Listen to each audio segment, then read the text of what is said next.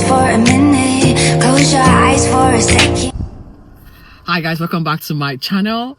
We're gonna be talking all things the Real Housewives of Potomac reunion. I know I did not want to do this. We've seen the 3-part reunion end now, and I feel like I would not be ending this particular series or this particular commentary if I did not say a few things or share a few things with regards to the reunion, because there was a lot that was uncovered, unpacked, dissected at this particular reunion. Before we get into the nitty-gritty, I would like to say thank you so much for staying on this channel, subscribing, sharing this channel with your friends, commenting, and even liking.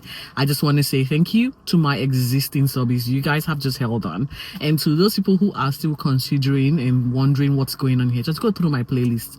There should be something that will get you interested, so you can join, subscribe, and also share the channel with your friends. Again, thank you, and let's just get into the final talking moment. That was the Real Housewives of Potomac, and that is the reunion, of course. And guess what, guys? We're gonna be getting ready for the Real Housewives of Atlanta, and I'm gonna try and unpack that with you. So, the first part of the reunion opened with, of course, Karen. Now, she led the charge for the first part of the reunion. We all know where things are at now, given the verdict and the judgment and the sentencing that has just occurred not too long ago. But before we get into that, this particular reunion opened with a confessional of Karen. I think they had just announced the verdict following the DUI charges that was laid upon her. Now, I think they wanted to see her reaction post the verdict announcement, because she was obviously found guilty of these charges, and she was, somber. She sort of took accountability, regretted every minute of it, and I think was hoping that things were gonna were working in her favor, given the fact that sentencing had not occurred at the time where the show was taped, the reunion. And so we moved on to the opener, where Andy introduced the ladies, and very quickly, they all noticed that Karen was absent, and she didn't just not come. She gave a pre-recorded video to be aired, and this particular video airing kind of derived the first part towards even almost to the end of the part 1. So we're going to touch base on, I think, the 3 key moments that was the first part of the reunion. Now, first things first, of course, Karen gave this particular recorded video where she thanked the ladies for supporting her, how she was now entering rehab for management of antidepressant medication, as well as substance abuse or whatever she said she was taking. And Karen, of course, being the shadiest of them all, thanked literally almost everyone that she needed to thank, with the exception of Wendy. Now, I do not know what would have led to Karen ignoring Wendy in this regards, but look no further to how the season ended with the revelation by Stacey, noting that Karen said a few things bad, of course, about Wendy. Now, once that tape had played, Andy wanted to know how Wendy felt, and Wendy was like, well, obviously the fact that this has happened, and also looking back at the series, in particular, she has decided to, state categorically that when Karen is not her friend. I think, Giselle said, well, we should have known this by now, because it's something that we all saw, and she had not sort of hid it, but you sort of held the charge, held the torch in support, and always rooting for her. To which the other girls agreed, stating the fact that Wendy had gone way and over to support Karen all through this particular season airing, because you all know the girls came for her, wanting her to fess up to the alleged charges at the time, and Wendy kept on supporting and encouraging Karen of sorts. But I guess it is what it is now. We can all say maybe there's a lesson to be learned, but I would think Karen did this on purpose, because it's going to give her means, because she's not here at the reunion, so she needs a storyline to come back if she's going to be back next season, which I doubt it, given, as you all know, she's been sentenced. And speaking of, we saw on the news that Karen has been sentenced to 2 years imprisonment, and I think with time already served, she's going to be in jail for a year. And maybe if the judge is considerate, she might do half of that. However, she got a 2-year sentence to jail following the verdict of her being guilty of DUI charges. Now, from what the internet is saying, this is actually the 4th DUI charges that Karen has faced in her lifetime, and that is quite serious. Now, we don't want to, we do empathize with Karen. You know, no one wants to see an elderly person go to jail. She's 60 something. However, we all need to take accountability of our actions, and it's a simple thing. We're not saying don't be crazy with whatever you use to numb your pain. However, just be considerate. You can do it in a way where you're not hurting other people. Drink and not drive. It's as simple as that. For those who love 1 or 2 glasses, it is what it is. Now we then move forward because of, obviously, you all know Stacey, this was her first entrance to the franchise. She was given a few cameo where she highlighted all her moments on the show. I think the very most notable thing about when Stacey on this particular part 1 was the fact that she's no longer with TJ, and we'll get to find out in part 2 a little bit more about that. Conversations then went on to the situation with regards to Jazzy, because Jazzy came on in the second part of the part 1, and I think she was grilled about her relationship because of the timeline with kids that had come in between or after. It was just a lot. I guess Jazzy had to chin up to fess up some way to deliver or defend herself and her relationship. But before we get any overhead of ourselves, this particular part 1 ended with Mia walking off. Now, Mia, we all know, highlighted her relationship this season. There was a lot to talk about, and that was regards to her new relationship with Ink, paternity being questioned by Ink, and all of that. But before this particular part ended, Mia walked off. Now, this was just first of many walk off, okay? And we're going to unpack that in part 2. Now, I think there was an incident that happened in Miami where Mia was celebrating her 40th. She sent out invitation, and I think Stacey and Jazzy honored this invitation, only to get there and Mia was a no-show. It kind of just led to a back and forth between the ladies, feeling left out, feeling embarrassed, feeling that their time and should I say financial resources was wasted. Because how can we show up for your celebration and you ignoring our text messages, not even picking our calls, and not even acknowledging or apologizing after the fact?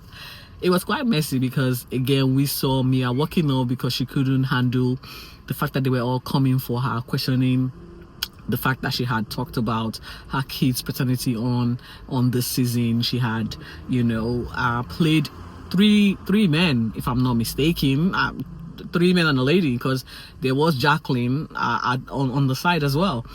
And this is where it ended for part 1. We'll get into part 2. So, like I said, there were a few walk off by Mia. However, part 2 kicked off. It didn't kick off with Mia coming back. It kicked off with Mia coming back, but we did not address the fact that she walked off, although Andy had gone backstage to nudge her to come back on to the couch. This particular part opened with Giselle talking about her relationship, being an empty nester, and the NAMs, they had a blind date, and this particular blind date conversation led to a fallout between Wendy and Ashley. Why, you would ask? Well, we all know Josh and Nams were they found themselves at a blind date, and these two sort of started something with Ashley and Giselle. Ashley, has sort of progressed a little bit further with her relationship with Josh, and Giselle is still a slow burner, although she's saying that things has picked up post filming. Now, I think for some reason Josh was upset that Wendy made a few comments calling him Jack Harlow and matching or insinuating that it was a lateral move by Ashley, given the fact that she had dated a grandpa, or married a grandpa, to now going on to dating someone that was, younger than her. It is a lateral move. I don't think he should take it personal. It is exactly a statement of fact. It is what it is. She's not saying it in a malicious way. There was a huge back and forth between Wendy and Giselle and Ashley. It didn't look good because it just felt like Ashley was trying to get some camera time, and what way or better way to do that by to try and get it from someone that the camera was shining a light on at the time. So it went on and off because these two were not going to back down until Andy decided, okay, enough was enough. We then came back to the event that ended the season, and that was the walk for stray dogs or something. And we found out that post production, Vivian, who sort of championed the fashion of this particular event, had a fallout with Stacey, who hosted the event. Now, reasons were not exactly clear. Stacey made us understand that she promoted or elevated Vivian, which we all found a little bit crazy because there was no way she did that. Vivian didn't need Stacey to I don't know, get some notoriety of sorts. In fact, it was the other way around. Stacey actually needed Vivian. Pretty much, there was an argument about clothes, how clothes were returned dirty and stinky, and clothes that had been worn prior, and Stacey felt that Vivian lied to her about who wore the clothes previously, and Vivian came online to say actually Stacey knew Ashley had the clothes first, and she actually showed Stacey that you might want to go for something else, but she wanted that particular dress. And so it appears Stacey comes off as a massive pathological liar. I'm just gonna say this: she talks the talk, but I think she lies a lot, and we're gonna see this play out towards the end of part 2, and I guess it's gonna be the highlight for the part 3 of the reunion. Now, I think it all then progressed to the second part of this reunion, and this is where we saw Jacqueline come in. Now, I felt like they brought Jacqueline in because Jacqueline was obviously going to be talking in favor of Mia. Now, before we get there, speaking of relationship, we now know that Stacey is officially divorced. Mia is saying she's divorcing Gordon, but it doesn't look like that is happening. Again, Mia is another pathological liar. I don't think she understands that she lied. I don't think she knows that she's lying. You have to literally call her out on what she's saying for her to have a realization to the fact that okay, they've caught me here, I'm gonna try and flip it a little bit. So she did say she's in the end stage of her divorce. Ashley, on the other hand, they have divorced, and I think I'm not sure where that is going now. We can all now confirm that GNA is not a financial venture. It's not a money-making venture. It's a health and wellness thing. But please, I was as confused as you guys will be when Andy asked the question with regards to that. Now, Kiana did address Greg, and then we all saw how that relationship sort of was about to go south towards the end of the season. Kiana made it clear that they are back together, even though they're living separately. They are now ring shopping, and I am truly happy for Kiana, and I hope Kiana had the moment to watch this particular season back and understand where Greg was coming from. I think she has done that, made the realization, and fingers crossed for this too, because I do like the part, and I like the fresh introduction of Kiana, and she has sort of brightened the dynamic of the girl group. Now, Stacey has confirmed that she and TJ are no longer together. Were they ever an item? No. And this is the part that was quite confusing, because she's telling us that they are broken up. Well, you guys were never together. We knew that, okay? And she was like, oh, she watched the season back and felt ashamed of the way she was treated. Really, girl? Stop it. Stop it. Stop it. I quite frankly did not even want to tolerate or entertain the fact that she was trying to talk her way out of that mess.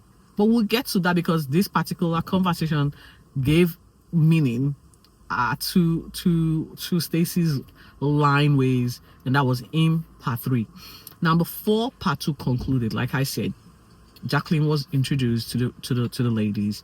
Mia, this was where we brought up Mia's relationship with Ink, the paternity situation, and Andy was asking all the hard questions like, why would you think this was a good idea to, embarrass your family and ruin your children's life on show? The girls did not hold back, they went in for Mia. It was a back and forth. Mia had no way to escape. She did try to lie her way, cycle back, forth. It was just, there was no letting out. Jacqueline did try to defend her of some sort. Now, guess what, guys? Jacqueline is pregnant. And no, it's not from PP. It's some other dude. So the way Mia is playing a few players, I think she's created a protege, and that is in the person of Jacqueline. So these two women, I don't know. It's crazy, and I don't want to be their children. I'm glad I can't even be. But yeah, so I think Mia couldn't handle the back and forth that was happening, and she walked off stage for the second time.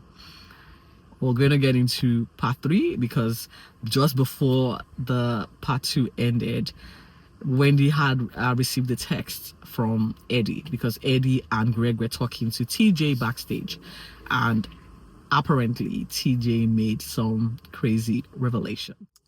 So part 3 of the Real Housewives of Potomac reunion pretty much ended in a bizarre manner, I would say. Mia walked off as part 2 ended, and like I said, that was the second walk off, this particular at the reunion, and we thought she was going to probably come back, but this time she literally left the building. Mia did a runner. She didn't want to be held accountable. She felt attacked. She felt her children were off limits and her children were being undermined and attacked. Now, I think, Mia, you played this game all season. Your storyline were about your family and your kids. You put your kids out there to be ridiculed. And sorry, you have to be held accountable for your actions. And it's so sad that this is exactly what happened. Well, she left, but not without the drama that was TJ and Stacey. Pretty much we saw the conversation that happened between Eddie, Greg, and TJ, where TJ was talking to the guys, and before he could say what he said, the camera flipped up to the other part of the reunion. And this time Wendy brought it up, and Stacey denied there was no such thing until Andy had to call production backstage to get the footage, and the footage actually proved Wendy and Eddie said the correct thing. TJ said Stacey paid him to represent or be her boyfriend on the show, and TJ also alluded to the fact that Stacey owes him more money because he didn't get paid his full agreed sum. I know Stacey is a reporter. She knows how to lie, but like this particular one, she tried her best to lie her way out of it, but she just looked really stupid and silly. It did end with her taking some form of accountability. Not exactly sure if she did, because she was still trying to be defensive or to deflect. And that is the problem with this woman. I don't like her on the show. I don't know how she's... I'm not even sure I want to see her next season. However, well, it looks like we don't have Karen, so we're going to have to make do with Stacey and her lying ass. It's quite ridiculous. She paid TJ to humiliate her on the show, and now she's failing to accept the fact that the guy is coming out to out you for paying him to come on the show and be your boyfriend. Look at how beautiful Stacey is. You mean she could not pull a guy? I don't know. Now, this particular reunion ended with the conversation surrounding Karen's DUI, her arrest, and her trying her best to, in a way, take accountability, which didn't really happen. The ladies tried to, pinpoint to the fact that Karen is, an alcoholic, and it's quite sad. There were footages that aired just before she was taken, before sentencing, and she was trying her best to give us an account of what she thought happened. There's now rumors that there was somebody else in the car that was actually driving. And we don't know. All of these are speculation because Karen is not going to ever own up to any of this. Safe to say, this is one for the record books. You know, this particular season ended with one of the franchise favorite in jail, possibly for 12 months. It's quite sad. The ladies had ended this particular season on a high. There were a lot of talking moments. There were a lot of home truths. It did seem like they shared a lot this season about, you know, their lives. And it played out in real time before our eyes. And you know what? It's a lesson for us that no matter how high you are, one day, if your actions are not in line with societal moral standards, you're going to get, you know, your time. And that's it, guys. There wasn't so much to uncover with the episode that aired, which was the third part of the reunion. We wish all of them very well. I guess we will not be seeing Karen next season. There's no way. Maybe we might have highlights from her husband, but we don't know. But it's safe to say I hear shooting has begun for the next season, and I can't wait to unpack and share as much as I can with you girls. Until next time, be safe. You are deserving. I'll talk soon.